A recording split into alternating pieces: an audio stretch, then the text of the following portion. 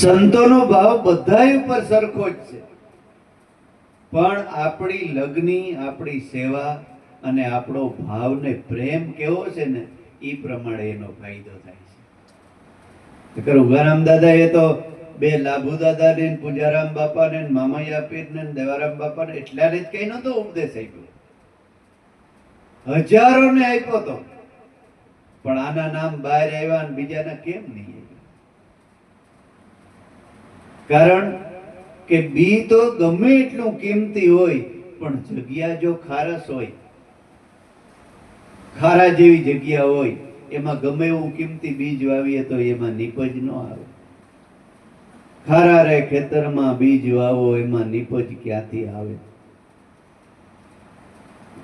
એટલે હૃદય પ્રેમી એટલે ઉગમસિંહ દાદાએ કીધું, કેમ બેટા તારી આંખમાં આંસુ કેમ આવી ગયા? તો કે આ ગામની અંદર લાખો રાજા છે ને, એની કાયદો કર્યો છે કે દી હાથમાં પછી કોઈ પણ બેન બાઈને ગામ બારોબાર નીકળવું નહીં, અને નીકળીએ તો મારા હાથના માર કહે. તો કે કેમ કાયદો કર્યો? તો કે દીકરી બાપ આગળ બીજું શું કહે, આ દેહ ઉપર લાખાની મોહ થયો છે. ઠીક. ઉગમસિંહ દાદાએ કીધું શેલણસિંહને કે આ દીકરીને મહામંત્રનો ઉપદેશ કરો, જગમાં તમારું નામ રોશન કરશે, ઉજળું કરીએ. સંત બાળ છે, મહાન સતી નારી થાય એવું મને લાગે છે. શેલણસિંહ બાપુએ ઉપદેશ આપ્યો અને કીધું કે જ્યાં દીકરી લાખો હું સાક્ષાત જમરાજા ભલે ઉભો હોય તોય તારો વાળ વાંકો નહીં કરી શકે, પણ એક વાત તું ધ્યાનમાં રાખજે કે આ જે વસન આપ્યું ને એને સાયામાંથી મનને બહાર ન જવા દેતી. એક સેકન્ડ એ સાયામાંથી અડગી ન થતી, નકર બધું થાય. હવે આપણે બધાને આપણા મનને પૂછી લેવું કે આપણું મન સાયામાં કેટલીક વાર રહે છે અને કેટલી વાર બહાર રહે છે. હે પછી આપણે ફરિયાદ કરતા હોય કે અમને કેમ ફાયદો નથી થતો. પોતાનો પ્રશ્ન પોતાની અંદર જ પડેલો છે. જો સાયા બારોબાર હોય ને તો જ તડકો લાગે, નકર કોઈ દી લાગે નહીં. એટલે લોયણ વહી જાય છે, લાખો તરવાર લઈને ઉભો છે. ભગતડી કહીને માથે તરવાર લઈને મારવા જાય છે તો લોયણ, એક લોયણ ને બદલે બે લોયણ દેખાય. પોતે ભાન ભૂલી ગયો, તરવાર પડી ગઈ અને થોડી જ વારમાં મા મા કરવા માંડ્યો અને શરણમાં પડી ગયો. એટલે લોયણે કીધું કે લાખા તું મને અત્યારે કહેશ કે મને ઉગારો, પણ મારામાં જો શક્તિ હોત તો તને મેં કેદી ન ઉગારી લીધો હોત. આજે જ કેમ તે મને માં કહીને શરણમાં પીડ્યો? એનું કારણ શું? તો કે એ મને નથી ખબર. એનું કારણ છે સામેના તંબુમાં છે ને એ સંતો. એ સંતની દ્રષ્ટિ પડી ત્યારે મારામાં કઈ નથી, એની શક્તિ છે. ત્યારે લાખો ન્યા ગયો. દાદા ઉગમસિંહે લાખાને પણ આ ઉપદેશ આપ્યો અને હૃદય પરિવર્તન થયું. એટલે લાખાએ કીધું કે હવે આ સંતોને હું આ પાદરમાં ન રહેવા દઉં. હવે તો મારે ઘર આંગણે મારા રાજમહેલમાં પધરાવી વાજતે ગાજતે સામૈયા કરી અને મારા રાજમહેલમાં હું બેસાડું અને એને આરતી ઉતારું, ત્યારે હું લાખો કહેવાનું. બધા સંતોને રાજમહેલમાં પધરાવ્યા. લાખાને સોન રાણી અને સુરજા રાણી બે રાણીઓ હતી.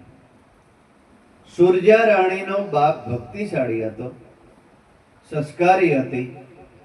ઘણો પ્રયાસ સુરજા રાણી કર્યો પણ લાખો એકનો બે ન થયો.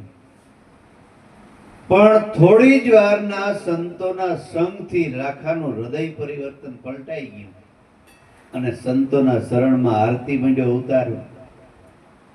એટલે સુરજા રાણીને અતિશય આશ્ચર્ય થયું અને લોયણને પૂછે છે કે બારવટિયા જેવો મારો પતિ કોઈ દી સંતનું નામ ન લે અને આ સેકન્ડની અંદર આવું પરિવર્તન. ત્યારે લોયણ એ રાણીને સમજાવતા આ વાણી ગાય છે કે જીરે રાણી, જ્યાં લગી જીવની જાત ન જાણી ત્યાં સુધી અભિમાન આવે. જીવને, જીવ એટલે આપણું મન, જીવ એટલે આપણે પોતે માણસ. કે રાણી, જ્યાં લગી પોતાને ખબર નથી કે હું કોણ છે ત્યાં સુધી માણસ અભિમાન કરતો ફરે છે. બીજાની નિંદા કરે છે, બીજાને દુઃખ આપે છે, નિર્દોષ પ્રાણીઓના જીવ લે છે અને પોતે ગુમાનમાં, અભિમાનમાં ફરતો રહે છે. ક્યાં સુધી? કે જ્યાં સુધી આ જીવને જાત નથી જાણી. જીવની જાત કોણ છે? આપણા મનની જાત કોણ છે? મન પ્રાણમાંથી ઉત્પન્ન થયું છે અને પ્રાણ અખિલ બ્રહ્માંડમાં જે વિશ્વમાં સભર ભરેલો જે આત્મા, જેને આપણે ભગવાન કહીએ છીએ, એમાંથી ઉત્પન્ન થયો છે. ખબર પડી જાય ને કે બધાયમાં આત્મા બિરાજે છે, એમાંથી હું પણ એક છૂટો પડેલો જીવ છે. ત્યારે બધું અભિમાન માણસનું ઓગળી જાય છે. જેવા તેવાથી નહીં. સાંજ પડે એક ગામ નહીં, 3 ગામ ભાંગતા એવા બારવટિયા એક ગલુડિયા જેવા થઈ અને સંતોના શરણમાં બેસી ગયા. એક જ શબ્દ, આપો વિસામણ પણ બારવટિયો, જેસલ બારવટિયો, આપો જાદરો બારવટિયો, હે, અને મોટા મોટા રાજા મહારાજાઓ, ગુણિકાઓ મહાન સતી નારીમાં પલટાઈ ગયા. એવા પલટાઈ ગયા તો આપણે તો એટલું બધું કઈ પાપ કર્યું નથી. એટલે એ રાણીને સમજાવે છે કે રાણી, જ્યાં લગી આ જીવની જાત નથી જાણીને ત્યાં સુધી અભિમાન આવે. પણ જ્યારે રાણી પૂરા ગુરુ વિના ખબર તમને નહીં પડે. કેવા ગુરુ? પૂરા ગુરુ, અધૂરા નહીં. નકર અધૂરા તો આમ બજારમાં નીકળે તો 5 આમાં જડે. એટલે લોયણ બેને નક્કી કરે છે કે પૂર્ણ ગુરુ. પૂર્ણ ગુરુ કેને કહેવાય? કે જગતની અંદર એક જ ઈશ્વર છે, પૂર્ણ પુરુષોત્તમ. ઈ કોણ? તમારો મારો આત્મા. એ આત્માને ઓળખાવનારા અને આત્માને ઓળખનારા, આત્મ ધ્યાની અને આત્મ જ્ઞાની પુરુષ હોય ને એને પૂર્ણ ગુરુ કહેવાય. એવા પૂર્ણ ગુરુ મળ્યા વિના આ જીવની જાત હજી સુધી કોઈ જાણી નથી. એટલે દાદા રામદેવજી કહે છે કે જીરે હરજી ભક્તિ કરો તો આત્માને ઓળખીને હરજી તમે દેહ ભાવ મટાડો.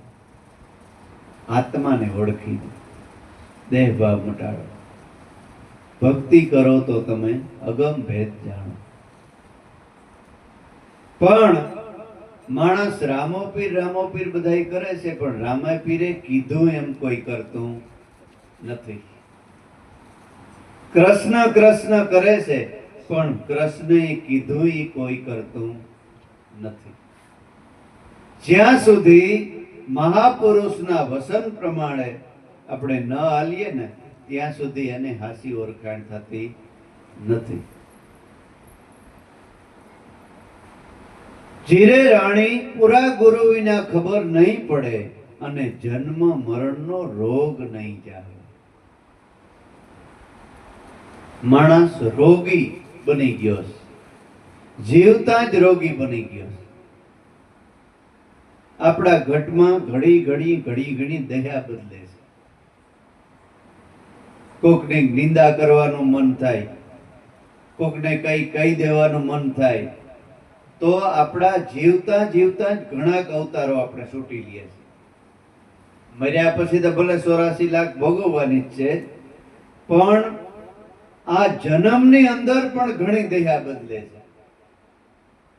તો જ આપણે કહેવું પડે ને કે કંઈક માણસ થા, કંઈક માણસ થા. ઢોર જેવું જીવન જીવતો હોય તો જ કહીએ ને. નકર કેવું પડે માણસ તો હોય જ, તો એ કાં કેવું પડે કે માણસ થા.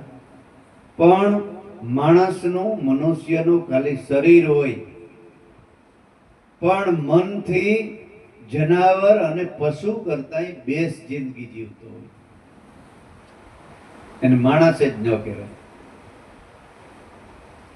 કોઈ પ્રશ્ન કર્યો કે બાપુ માણસ મરે તો માણસ જ ન થાય? મેં કીધું કે હા, માણસ મરે તો માણસ જ થાય. જો બાજરો વાવીએ તો બાજરો થાય, મગ વાવીએ તો મગ થાય, જુવાર વાવીએ તો જાર થાય, ઘઉં વાવીએ તો ઘઉં થાય. માણસ મરે તો માણસ જ થાય ને. વાત હાસી છે 100%. પણ માણસ મરે તો ને, ગધેડો ભરી જાય તો હે? અરે ન ખાવાની વસ્તુ ગધેડો પણ નથી ખાતો. માણસ ખાય ને, એ ગધેડો નથી ખાતો. સિંહ કોઈ દી ખડ ન ખાય, અને ભેં કોઈ દી માંસ ન ખાય. ખાય એને જે બનાવ્યું એને માટે, એના સિવાય એ ખાય જ નહીં. પણ માણસ બધું ખાય, બધી વસ્તુ ખાય. પોતાને ખાવાની છે એ બધી તજી દીધી, અને બધું બીજું જ ખાય. પશુ પક્ષી જનાવર ઈ ખાય, એ બધું માણસ ખાય. એ માણસ ન કહેવાય. ખાલી માણસનું શરીર મળ્યું હોય, એ માણસ જ નથી. એટલે એ માણસ ન થાય. જો એમ માણસ થાય તો શાસ્ત્રો ખોટા પડે, ભાગવત ગીતા ખોટી પડે, રામાયણ ખોટી પડે, મહાભારત એ ખોટું પડે. કે પોતાના કર્મ પ્રમાણે એનો જન્મ મળે છે. 84 લાખ યોનિમાં ભટકવું પડે છે. એટલે જ્યાં સુધી જીવને જાત ન જાણી અને પૂરા ગુરુ શરણે ન ગયો, ત્યાં સુધી જન્મ મરણનો રોગ જાતો નથી. પછી કહે છે કે જીરે રાણી વિષય સુખનો થાશે અભાવો, ત્યારે એને સદગુરુ શાન બતાવે. જ્યાં સુધી માણસ વિષય સુખની અંદર પડ્યો છે, હાણવામાં, માણવામાં, ખાવામાં, પીવામાં, ભોગ ભોગવવામાં, ગળા ડૂબ થઈને એમાં પડ્યો છે ને, ત્યાં સુધી એને એમાંથી બહાર કાઢવા વાળો મળે ને તોય ન નીકળે. પણ એમાંથી જ્યારે એ ધરાય અને દુખી થાય અતિશય, ત્યારે કોઈ જો સદગુરુ મળે, સંત મળે, તો એને એમાંથી ધરાવ થાય ને, ત્યારે આમાં આવે. જીરે રાણી વિષય સુખનો જો અભાવો થાય, ત્યારે સદગુરુ શાન બતાવે.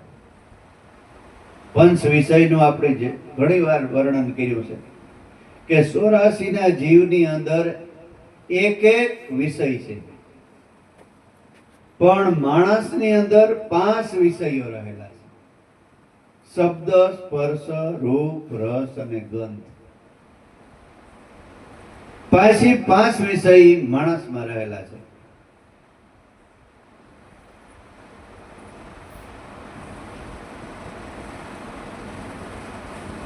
ચોરાસીના જીવની અંદર એક એક વિષય છે, છતાંય મોતનું કારણ બને છે. હરણને કે શબ્દ અને સંગીત વાલું છે.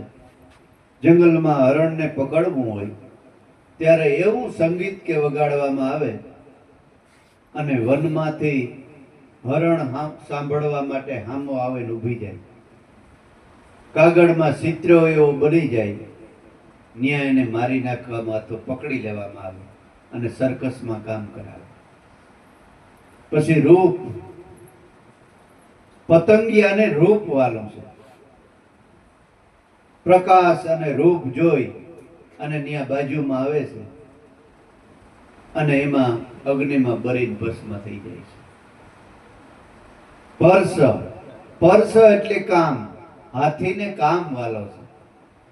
જંગલની અંદર જ્યારે હાથીને પકડવો હોય ત્યારે મોટો ખાડો કરવામાં આવે, માથે લાકડા મૂકી અને પ્લાસ્ટિકની હાથણી ઉપાડી દે. જંગલમાં ઈ જોઈને હાથીની આવે છે અને ખાડામાં પડી જાય, ત્યાં એને 10 દી ભૂખ્યો રાખે, પછી એને પકડી અને સર્કસમાં પઢાવીને કામ કરાવવામાં આવે. જીવે તો લાખનો, મરે તો 1.25 લાખનો. શબ્દ, પર્શ, રૂપ, પછી રસ. મધમાખીને રસ વાલો છે. ગમે ત્યાંથી મધ એકઠું કરે, રસ એકઠો કરે, નવો ખાય નહીં, બીજાને ખાવાય ન દે. પારાધી આવે અને હરગાવી અને આખું મધ લઈ જાય, મોતનું કારણ બને. ભમરાને સુગંધ વાલો છે. લોઢા જેવા લાકડાની અંદર ભમરો કાણા પાડી નાખે, પણ ફૂલની અંદર બેસે, એ ફૂલની અંદર એટલો મોહિત થઈ જાય કે સાંજ પડે અને ફૂલ ભીડાઈ જાય તો એ કાગળ જેવા ફૂલને કાપી શકતો નથી, અંદર ગુંગળાઈ ગુંગળાઈને મરી જાય છે. એક એક વિષય એ મરણનું કારણ બને છે. એ પંચ વિષય માણસની અંદર 5 સમાયેલા છે. હવે એ જીવવા દે. એમાંથી છૂટવા માટે એક નામનો આધાર છે. કલિયુગમાં કેવલ નામ આધાર. સમરે તો સેજે ઉતરે ભવ પારા, કલિયુગમાં કેવલ નામ આધાર. કલિયુગની અંદર ભગવાને હેલી કરીને ભક્તિ આપી દીધી કે કલિયુગમાં બીજું માણસ કઈ કરી નહીં શકે. બસ સદગુરુ શરણમાં જઈ એક નામનો ઉપદેશ લઈ અને ભજન કર્યા કરે તો કોઈ પણ બીજા પ્રયાસ વગર એનો ઉદ્ધાર થઈ જાય છે. એટલે વિષય સુખનો જ્યારે થાશે અભાવો, ત્યારે રાણી ઈ બ્રહ્મના સુખને માણે. જગતની અંદર હજારો સુખના વર્ણન કરવામાં આવ્યા છે, પણ બ્રહ્મ સુખ પાસે ઈ તણખલા જેવા છે. નહીતર ગોપીચંદ ને ભરતરી 1800 ગામના રાજા, પાદરના ધણી, એને શા માટે મૂકી દીધા અહીંયા? કારણ કે બ્રહ્મ સુખ મળ્યું. એને સમજાણું કે બ્રહ્મનું સુખ કેવું. બ્રહ્મનું સુખ છે ને અખંડ સુખ છે. અખંડ બાણ ઉગ્યા ઘટ ભીતર, સઘળી ભૂમિકા મેં જોઈ, સુન મંડળમાં મારો શ્યામ બિરાજે, ત્રિકુટીમાં લાગી મને તાળી, બેને મને ભીતર સદગુરુ મળ્યા.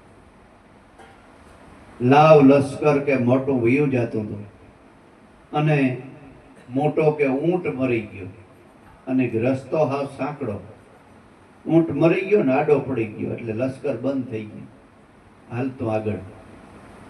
રાજા પાછળ વયો આવે છે કે ભાઈ આગળ હાલો ને. તો કે બાપુ ઊંટ મરી ગયો. તો કે ઈ ભલે મરી ગયો, તમે આગળ હાલો. તો કે મરી ગયો એટલે ઈ ન હાલે. હવે રાજા કે મરી ગયો એટલે હું? ફરી અને રાજા ની આવ્યું એટલે કીધું કે જો બાપુ આ મરી ગયું. તો કે પણ આમાં હાથ પગ છે, આંખ છે, પૂંછડું છે, મોઢું છે, બધું છે, આમાં મરી હું ગયું? તો કે બાપુ એમાં જીવ આત્મા હોય ને એ નીકળી ગયો. તો કે ઈ ક્યાં ગયો? નીકળીને ગયો ક્યાં? તો કે ઈ તો અમને નથી ખબર ક્યાં ગયો. તમને કોઈની ખબર નથી? તો કે ના, એ અમને ખબર નથી બાપુ, મરી ગયો એટલું ખબર છે. તો કે ઠીક, ત્યાં મરી ગયો એટલે બધાને મરવું પડે? તો કે આ બાપુ મરવું તો પડે. તો કે તો તમે બધાય? તો કે બાપુ એક દિને સમય અમારે મરવું તો આ જ હાલત થાય? તો કે હા. બાપુ છેલ્લે છેલ્લે કે તો હું? તો કે બાપુ તમે 100 વર્ષના થાવ પણ એક દિને સમય તમારી આ હાલત થવાની. રાજા કે ઓહો, એવું મરવું પડે? તો કે હા. તો કે તો પછી આ લડાઈઓ ના હું માગે? ત્યાંથી જ ઠેક મારે નીકળી ગયું. જો મરવું જ પડતું હોય અને આપણે કાયમ બીજાના મરણને રોતા હોય પણ આપણા મરણને કોઈ જ રોયા? બીજાના નામ લઈ લઈને આપણે રોઈએ છીએ. આપણી ઓહાણ ન હોય કે હું ક્યાં મરવાનું છે.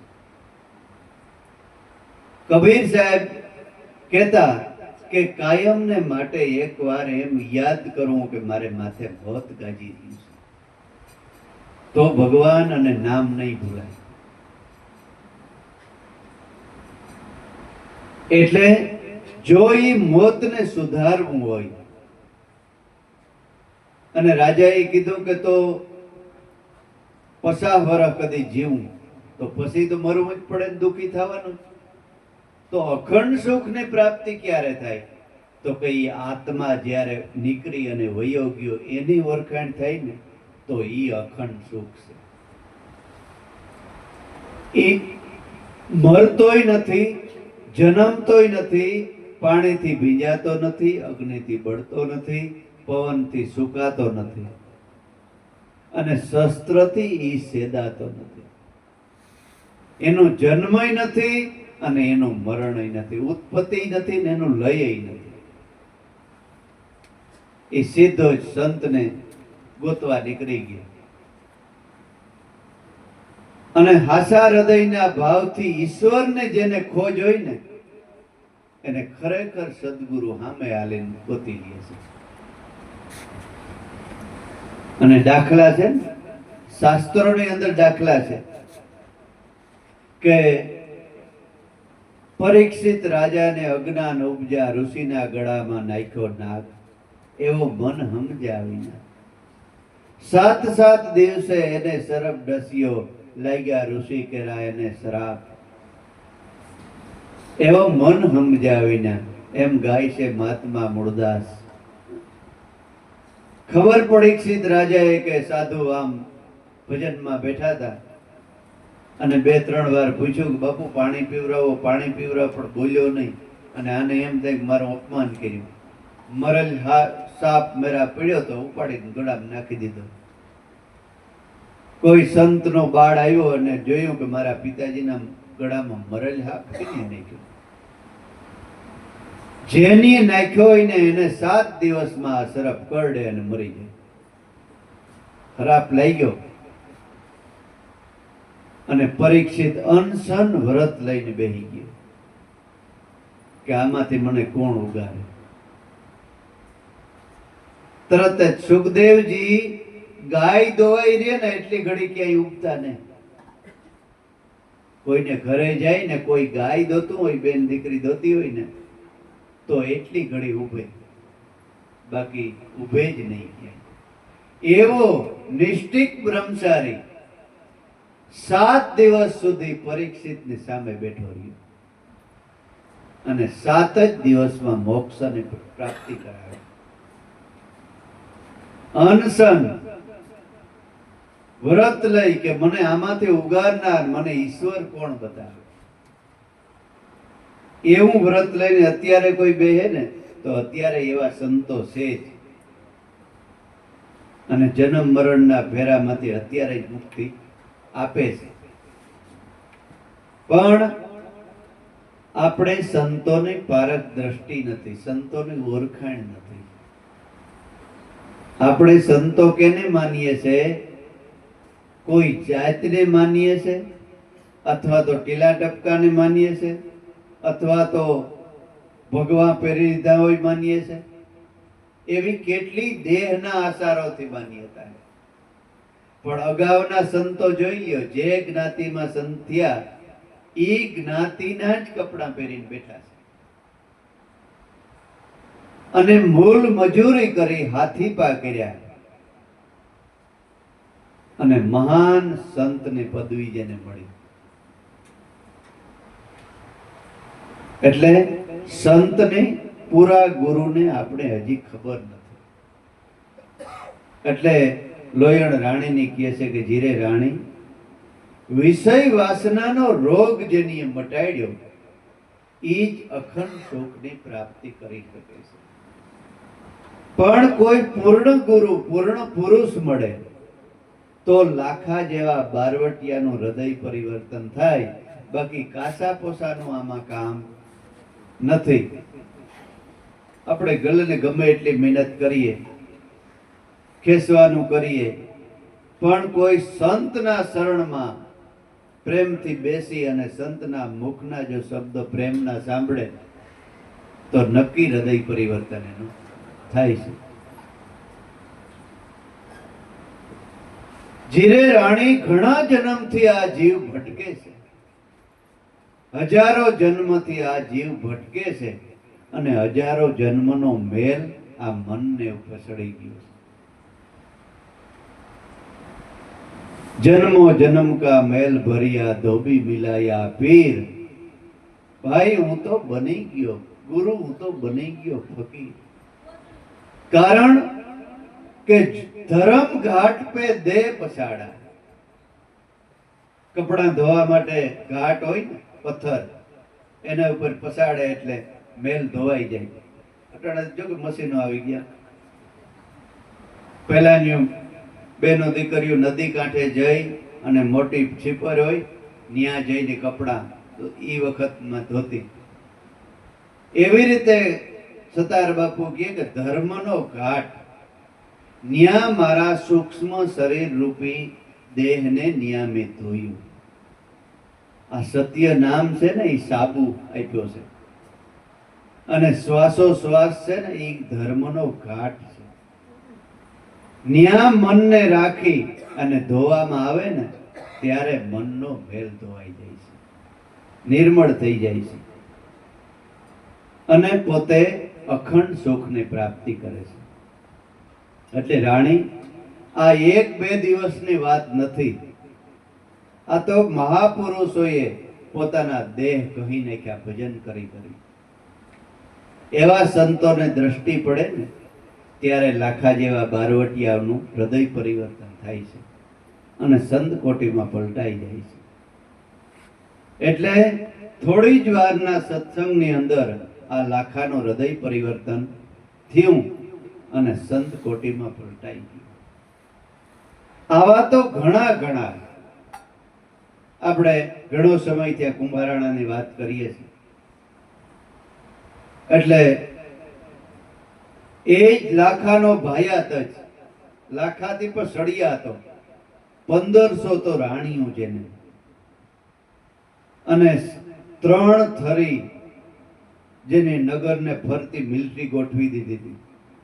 દાદા ઉગમસિંહના શબ્દોથી બધાય પાર કરતા કરતા રાજમહેલના પટાંગણની અંદર બધાય સંતો આવી ગયા. આવી અને પટાંગણમાં એવો આરાધ ઉપાડ્યો, કુંભારાણાને એમ થયું કે આ કેમ આવ્યા? અહીં ઉંદરડા થઈને આવ્યા હે, સેકલ્યા થઈને આવ્યા હે. કાળ જેવા અપ્સરો મિલતી મારી જીવવા જ નથી. તોય પોતાનો અહંકાર જાતો નથી, કારણ કે કુસંગ થઈ ગયો તો રાણીઓનો. અહંકાર ભાલો લઈને ભાગ્યો કે એક એક મારી દમ બધા. ગુરુદેવ મેઘધારવે આગળ આવીને કીધું કે વયો આય કુંભારાણા, વયો આય. આ બધાય છે ને એનામાં એક એક ભાલો મારી દે અને આમાં 2 ભાલા મારી દે. બસ તારે ઈ જ છે ને ઈશા. પ્રેમાળ દ્રષ્ટિ અને નિખાલસ, સત્ય, પ્રેમ, દયા અને હિતકર વસન સાંભળ્યા સંતના મુખના, અને કુંભારાણાનો હૃદય પરિવર્તન થઈ ગયું. ઓહો, આ હું શું કરી ગયો છું? મારા ભવના બંધન ટાળ્યા ભવના ફેરા મટાડ્યા. ઈ સંતોને મારા સદગુરુ ઉપર હું મારવા તૈયાર થઈ ગયો. ભાલું પાછળ પડી ગયું અને બે હાથ જોડી સદગુરુ મેઘધારવાને આગળ ઊભો રહી ગયો કે મારી ભૂલ થઈ ગઈ. તો સંતો દયાળુ છે. સંતની ભૂલ કરો ના તો સંતના શરણ વગર ક્યાંય ઉગરવાનો આરો નથી. સંત પાસેથી સટકી અને જો ભગવાન આગળ જાવ તો ભગવાન તમને આવકારો ન આપે. ગુરુ ને ગોવિંદ દોનો રીસાણા નથી ઉગરવાનો આરો. હાથીના મુખમાં પૂરો હતો એ મારા સદગુરુએ કાઢ્યો બારો. ગુના ગુરુએ જો માફ કર્યા અને ગોવિંદ કે એમાં મત છે મારો. પેલા કોઈ સંત કોઈ ગુરુદેવની સહી હોય ને તો જ ઈ કાગળ ભગવાન સ્વીકારે છે. આપણે કોઈ મોટું કામ કરવું હોય, લોન લેવી કે આ કે તે કે મોટો સાહેબ હોય બેંક મેનેજર, એને સહી વગરનો જો કાગળ લઈને જાઓ તો તમારે પૈસા ન વપરાય. ભલે ને ઓલાને બધાય ઉદો હોય, આખી તેજુરી અને આ કે રૂપિયાને ભરોભર બંડલ પીડ્યા હોય, પણ મેનેજરને સહી વગર તમને 1 રૂપિયો ન મળે. એવી જ રીતે સદગુરુ સંતને સહી વગર ભલે આખા વિશ્વનો ભગવાન કહેવાતો હોય પણ એ તમને મોક્ષ ન આપે. ન આપે એટલે ન જ આપે. પણ સદગુરુની સહી હોય ને કે આ મારો માણસ છે, મારો દાસ છે, તો એને મોક્ષ માગવો જ ન પડે. મળી જ ગયો. અને જેને જેને વસન મળ્યું, સદગુરુ મળ્યા ને એને મોક્ષની વાટ જોવાની થતી નથી હો ભાઈ. એને કોઈથી વિચારવું જ નહીં કે મને મોક્ષ મળ્યો હોય કે નહીં મળ્યો હોય. એને ગુરુ મળ્યા ને તેથી મળી જ ગયો મોક્ષ. અને જો વિચારે ને કે મળ્યો હોય કે તો એને વસન હજી સમજાણું નથી. એ વિચાર જ નહીં કરવાના. જેથી સદગુરુ મળ્યા અને એ વાત મળી ગઈ ને સમજણ આવી ગઈ ને તેથી તમારો મોક્ષ જ થઈ ગયો. પતિવ્રતા નારી હોય ને લગ્ન થઈ જાય પછી પતિની વાટ જોવે કે મને પતિ કેદી મળશે. જો વાટ જોવે તો પતિવ્રતા નારી જ ન કહેવાય. એમ આ ભક્તિની અંદર બ્રહ્મનિષ્ઠ અને સૌંદર્ય સદગુરુ મળ્યા ને તેથી માની જ લેવું કે મને મોક્ષ મળી જ ગયો. હવે મોક્ષ માટે ફાફા મારવાના મારે બંધ જ કરી દેવાના. હવે તો મળ્યો એના હું ભજન કર્યા રાખું. બસ ભજન જ કર્યા રાખું. એટલે કુંભારાણાને ગુરુદેવ પૂછે છે કુંભારાણા લીલન ક્યાં છે? તો કે ગુરુદેવ અમારે ઘરમાં કંકાસ થઈ ગયો, મારો કુસંગ થઈ ગયો, એને તમે થાંભલે બાંધી દીધી છે, મને માફ કરો, હાલો હું છોડાવી. લીલલને થાંભલા હાંભી બાંધી હતી, ત્યાંથી છોડાવી આવી.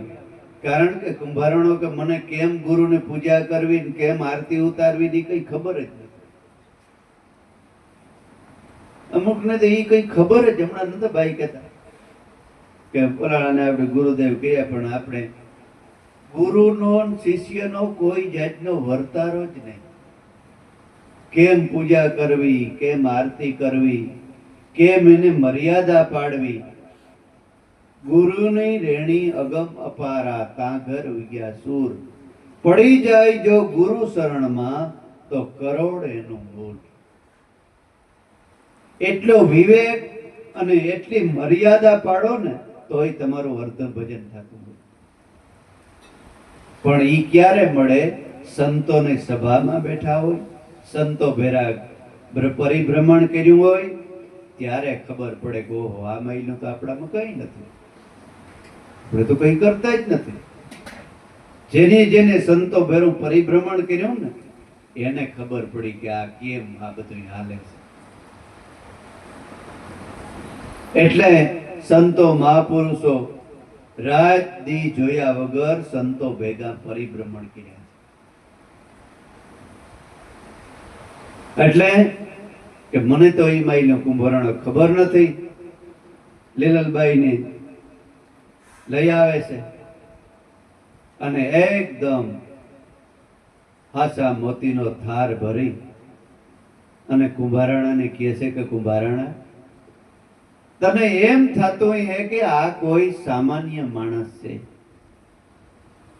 હવ ને જ્ઞાતિ પ્રમાણે કોઈ ટોપિયું પહેર્યું છે, કોઈ પાઘડિયું બાંધ્યું છે, કોઈ પોતિયા પહેર્યા છે, કોઈ પેન્ટ શર્ટ પહેર્યા છે, કોઈ એન શર્ટ કરીને આવ્યા છે, પણ આ બધાય મોટા મોટા મુનિવર છે. એમ કરીને લોયણ લીલલભાઈ ભજન ગાય છે. શું કહે છે?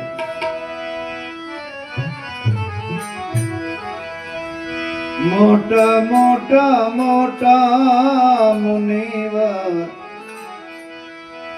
મળ્યા રે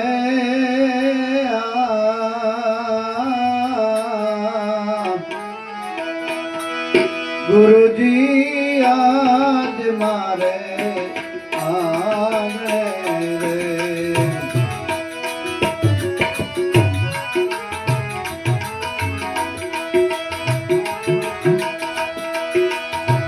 મોટા મોટા મુનિવર મળ્યા રે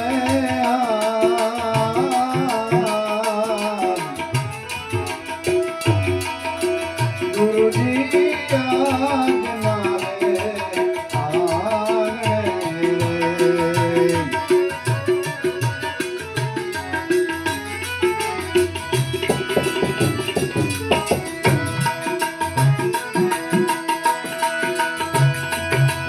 બીજ ખાઓ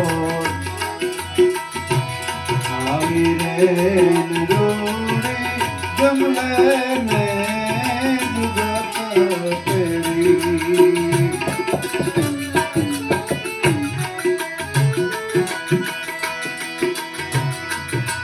બીજ ખાઓ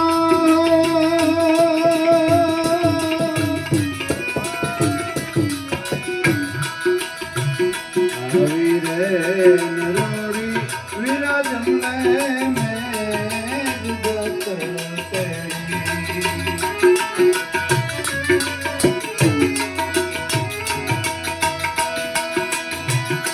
આજની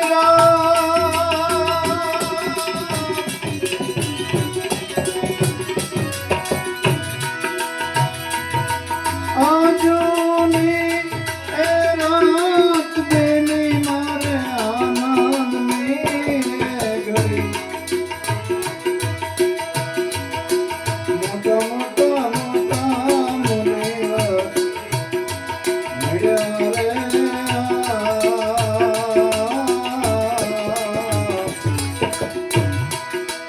ગુરુજી આજ મારે આંગણે રે.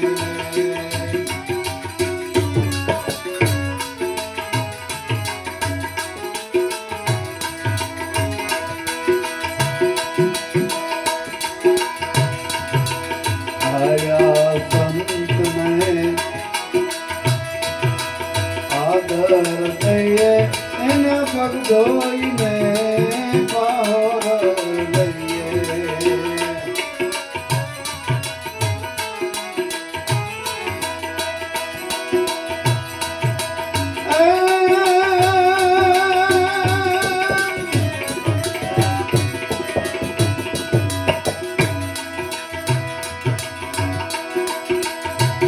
એવી રીતે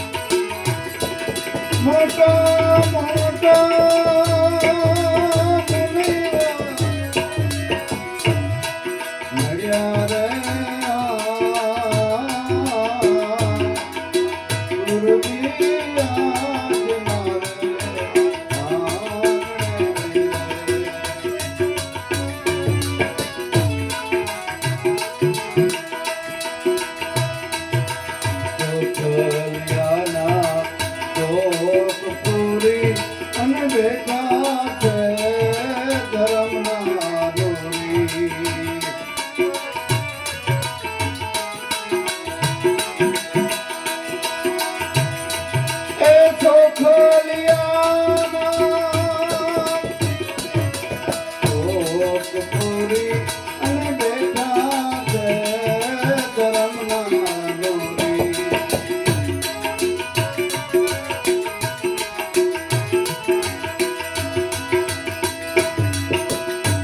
કરી લ્યો કમાયું કમાયું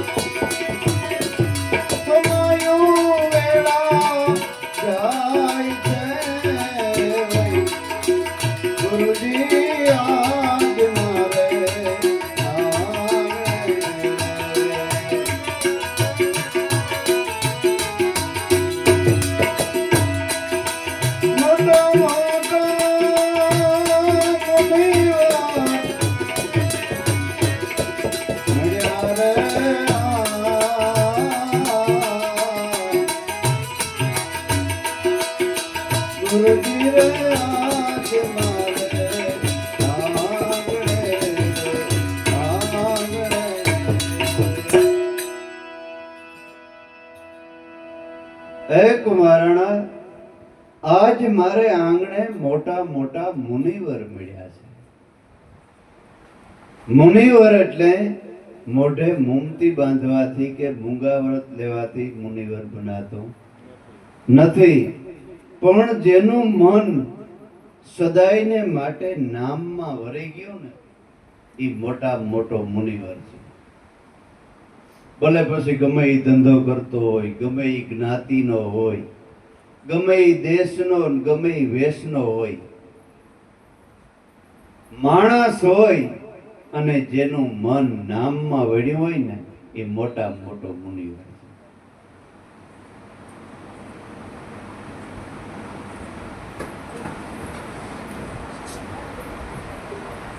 નકર તો રામાયણમાં કથા આવે છે, ભગવાન રામ જ્યારે નદી પાર કરીને ઉતરી અને સામે કિનારે વયા જતા હતા, 88,000 ઋષિઓ કે તપ કરતા હતા. કોઈ ઊંધે માથે ટીંગાતા હતા, કોઈ ભગવા ભેગ પહેર્યા હતા, કોઈ દાઢી જટાન વધાર્યા હતા, કોઈ પંચધૂણી ફરતી નાખી અને આવી ગરમીના તાપતા હતા, કોઈ ઊભા તપ લઈને થાંભલા જેવા પગું થઈ ગયા હતા. આવા 88,000 ઊભા હતા ભગવાનની વાટ જોઈને, પણ ભગવાને કોઈને હામુય ન જોયું. અને નાવિકને નાવમાંથી ઉતરે સબરીના નામની માળા ફેરવી. સબરી ક્યાં છે, સબરી ક્યાં છે, સબરી ક્યાં છે. નગર સબરી કાંઈ નહોતી કરતી, બસ પોતાના આશ્રમમાં બેસી સદગુરુ માતંગ ઋષિયા નામને ઓળખાણ કરાવી તે નામને એનું ભજન કરતી. સીધા જ સબરીની ઝૂંપડી ગયા. ભગવાનને દેખી અને સબરીની ઉંમર થઈ ગઈ એટલે પૂછ્યું, કોક મહેમાન એવું લાગે છે, તમે કોણ છે? તો કે તારા ગુરુએ કઈ તને વસન આપ્યું હતું? તો કે હા, મારા ગુરુએ એમ કીધું હતું કે એક દિને સમયે તારી ઝૂંપડી ભગવાન તારું પૂછતા પૂછતા આવી ગયું. તો કે ઈ હું છે, હું રામ છે. ત્યાં તો પોતાની આંખમાંથી મીડ્યા સબરીને આંસુ પડવા. ભગવાન કે કેમ સબરી, ભગવાન તારે આંગણે આવ્યો અને આવું કેમ? તો કે ભગવાન મારા ગુરુએ મને વસન આપ્યું તો ને એ આજ મેં નજરે જોયું, એ હરખના મને આંસુ આવ્યા. ત્યાં તો ઓલા ઋષિઓ બધાય આવ્યા ને પાગર બાંધી ગઈ ફરતી અને એકાબીજા વાતો કરવા માંડ્યા કે આ રામ છે, બીજો કે રામ નથી લાગતા. તો કે પણ ત્રીજો કે રામ જ હોય ને. તો કે તો ન્યા ક્યાં ગયા, ભૂલા પડી ગયા. ચોથો કે શિયાર યુગમાં ભૂલો નથી પડ્યો, ઈ ભૂલો પડી જાય તો આપણો શું થાય? આપણો પતોય ન લાગે. અમુક ડાયા બહુ વધારે હોય ને ભગવાનને ભૂલ્યું કાઢતા હોય. ભગવાનને ભૂલ, ભગવાને આમ કર્યું હોત તો, તેમ કર્યું હોત તો, પણ એને કોઈ દી ભૂલે જ ન હોય, ખામી આપણી છે કે. એટલે ગંગા સતી ગાયું ભજનમાં, પ્યાર કાના અવગુણ જોવા નહીં પાનબાઈ, પ્યાર કાના અવગુણ પોતાના જ જોવા.